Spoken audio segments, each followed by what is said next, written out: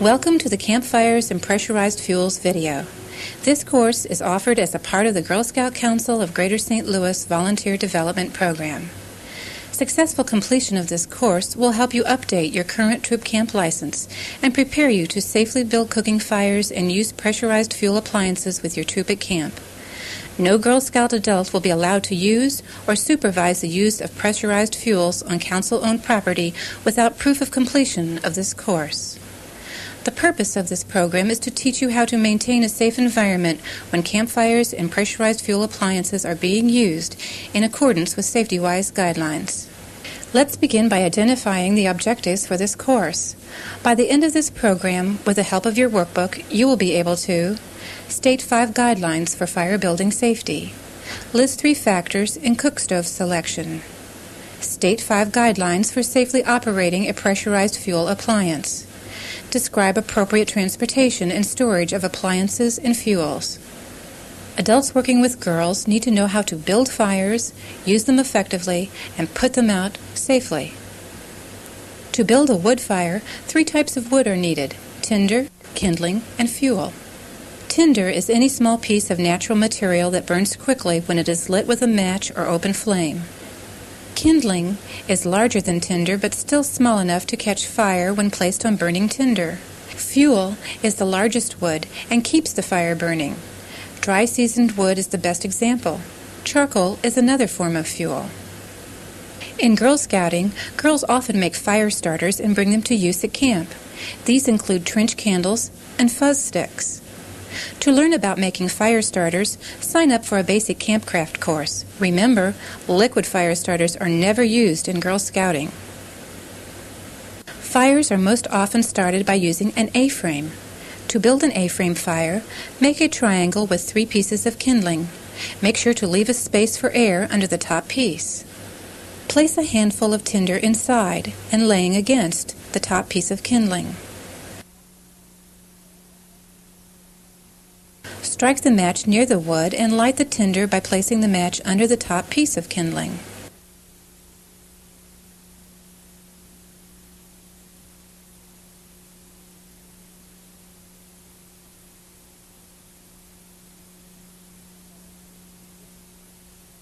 Once the tinder is burning well, begin adding kindling, 1 piece at a time. Be sure to keep some space between pieces to allow for air circulation.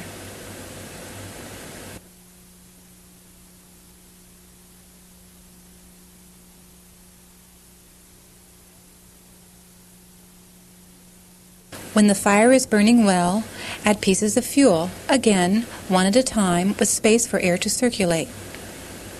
In outdoor cooking, different types of fires may be built to accomplish different tasks.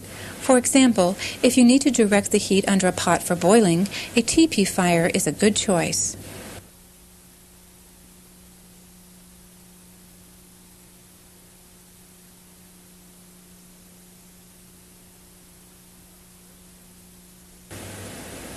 For ember or coal cooking, build a log cabin fire.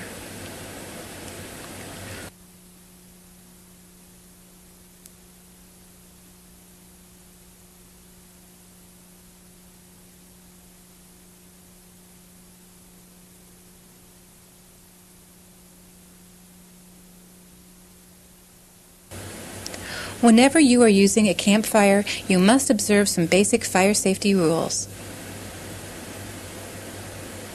Select an area that is away from trees and brush. Do not build in an area that has low-hanging limbs. The ground should be cleared of any dry grass or twigs. Always have a bucket of water and a shovel or rake nearby. Place wood on a fire. Don't throw it. Throwing wood increases the possibility of sparks. Never leave a fire burning unattended.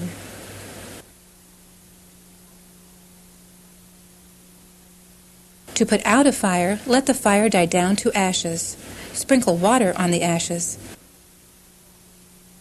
Stir the ashes and continue to sprinkle water until you can no longer feel the heat with the palm of your hand a few inches above the ashes.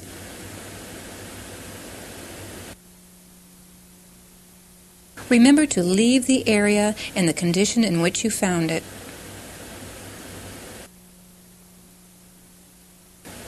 If wood is not readily available, consider using a charcoal fire. The easiest method of building a charcoal fire is to use a chimney. A chimney concentrates the flame and heat directly under the charcoal to cause it to burn more quickly. Some chimneys have a rack which separates the fire material from the charcoal. After you have selected an area to build a fire, place small amounts of tinder and kindling or fire starters either under the rack or at the base of the chimney.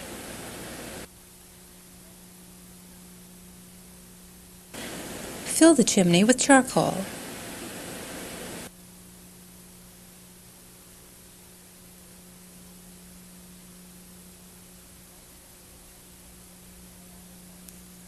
Light the material at the base and allow the fire to burn until the coals at the top are red hot.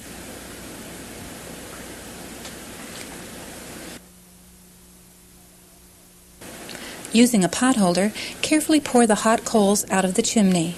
If your chimney does not have a rack, simply lift the chimney and allow the coals to spread at the bottom. To learn more about fire building and cooking at camp, enroll in a basic campcraft, troop camp, or cook-go-round course. Many people associate Girl Scouts with camping and with campfires. Indeed, singing around an evening campfire and making s'mores may be what we remember best about being Girl Scouts. However, in response to growing concerns for the environment and energy conservation, the Girl Scouts of the USA and the Girl Scout Council of Greater St. Louis permit the use of camp stoves and backpacking stoves when appropriate. Advantages to cook stove use include environmental damage caused by wood gathering, fire circles, and fires built too close to rocks and trees is reduced. Campfires are now prohibited in many national parks and forests. Food preparation time can be greatly reduced. If you decide to use a portable cook stove, you will find that many different brands and styles are available. Here are just a few. When you are selecting a cook stove to use with your troop, you will need to consider cost of the stove.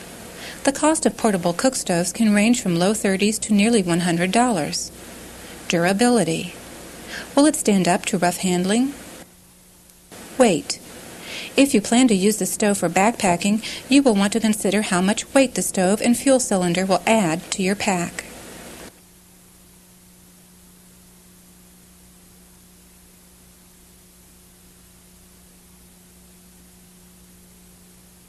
Ease of operation and maintenance, including cleaning. Consider the age of your girls. Will they be able to assemble the stove easily? Is it free from sharp protruding edges? Type of fuel you wish to use. Fuels vary greatly in their efficiency. Some burn hotter than others, and some will not heat well in the cold weather. Other factors to consider include disposal of fuel canisters and hazards associated with use of liquid or pressurized fuels. Look in your workbook for more information on stove selection and fuels. Today, we are going to demonstrate 3 different types of stoves. The purpose of this demonstration is to familiarize you with the basic steps involved in operating different types of stoves. Always read your owner's manual thoroughly before attempting to operate your own stove.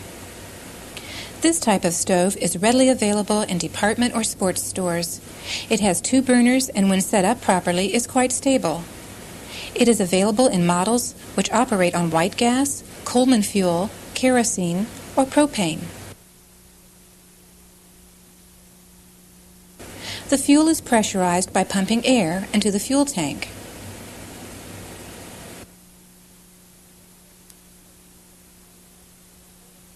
This stove is lit by turning the control knob while holding a flame to the burner. Flow rate is adjusted by means of the control knob.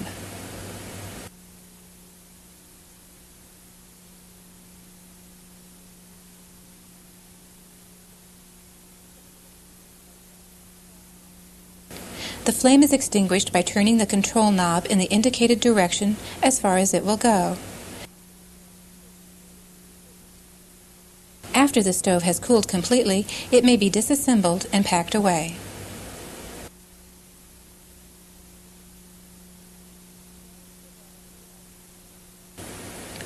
The gas bluet utilizes fuel that comes in a pressurized cylinder. Fuels that are purchased in pressurized cylinders or cans include propane, butane, blended fuel, and isopropane. Many of these canisters are not recyclable.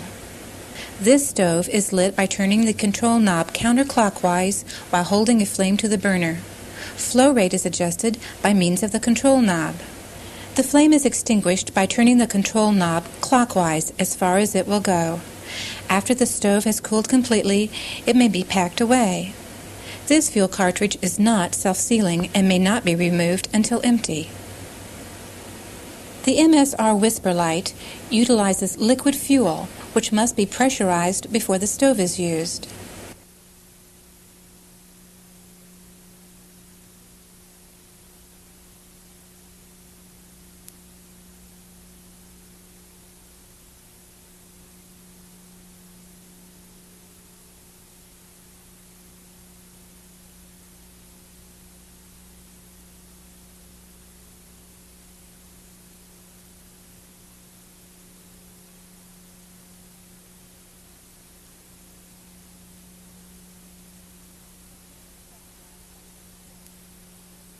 The fuel is pressurized by pumping air into the fuel tank.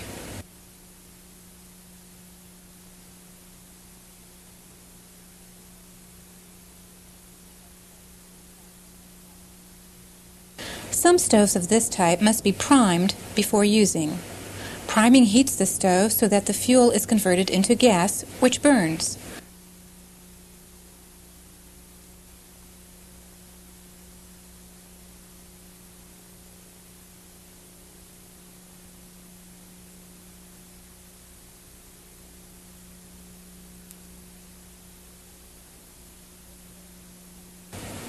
After priming, this stove is lit by turning the control knob while holding a flame to the burner. Flow rate is adjusted by means of the control knob.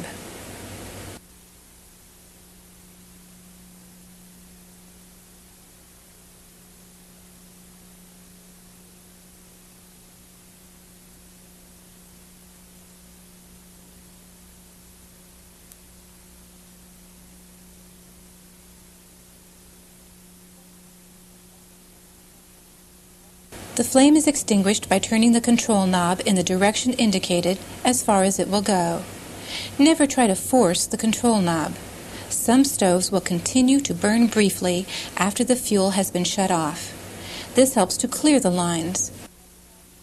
In addition to portable cook stoves, pressurized fuel lanterns are also approved for use at Girl Scout Council of Greater St. Louis camps. Many of the guidelines we have discussed for using stoves also apply to lanterns. Most lanterns commonly available operate on the same basic principles. Today, we will demonstrate the operation of the Coleman lantern. The purpose of this demonstration is to familiarize you with the basic steps involved in operating a pressurized fuel lantern. Before operating your own lantern, be sure to thoroughly read your owner's manual. Prepare your lantern for use following the manufacturer's instructions.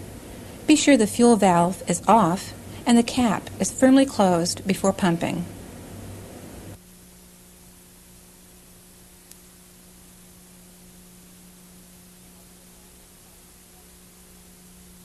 Light your lamp following directions. Mantles will often take a few seconds to light.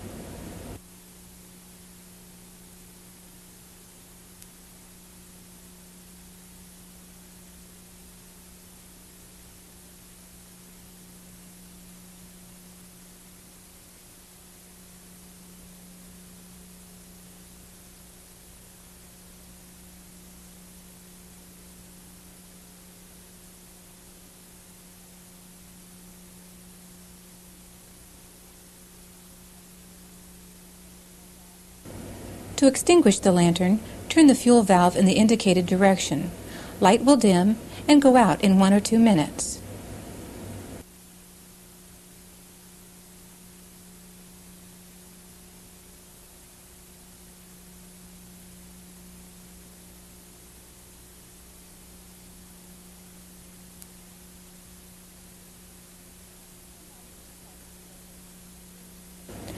No matter which type of stove or lantern and fuel you select, always be aware of safety guidelines. Following are some general rules. Be sure to review safety-wise before using a portable cook stove. Before operating any appliance, read all instructions. Each manufacturer will recommend specific guidelines for using that equipment. Just as in fire building, site selection is important for ensuring safety while using cook stoves and lanterns. Choose a site that is level, well ventilated, and free of flammable material. Try to select an area protected from the wind, but never use a cook stove inside a tent or building. Store extra fuel supply well away from the flame. Firefighting equipment, such as a trowel, loose earth, or baking soda, should be on hand. Each appliance is constructed with its own supports to create a stable cook base. Do not put the appliance in any other container or support it with other objects. Check your appliance to be sure it is in working order before using. Make sure the appliance is clean and that the connections are tight. Avoid wearing loose clothing around any open flame. Cuffs should be snug or rolled back. Avoid long coats or scarves that may blow into the flame. Long hair should be tied back.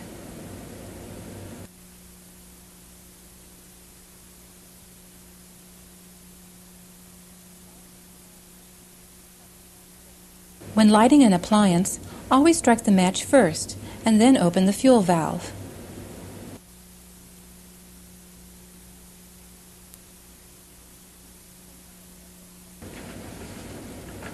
When cooking over a portable stove, keep in mind these important considerations.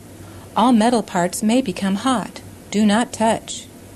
When stirring or adding ingredients, hold the pot securely or remove it from the stove. Never lean or reach over the top of a stove.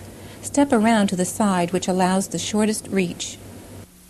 A first aider should always be present when a cook stove is being used.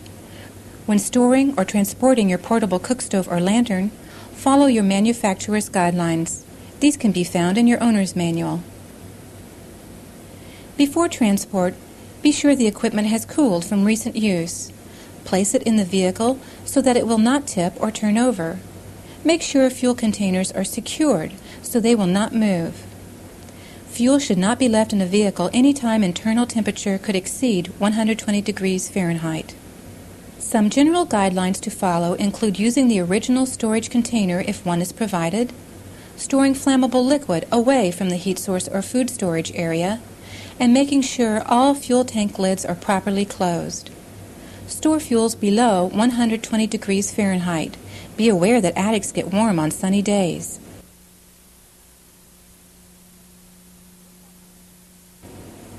Thank you for taking this opportunity to learn about cooking fires and pressurized fuel appliances. This program has provided an overview and has focused on the safe use of cooking fires and pressurized fuel appliances as outlined and safety-wise. You may consult your current pathways for information regarding additional camp skills-related courses. Please follow the directions in your workbook to complete this program. Happy camping!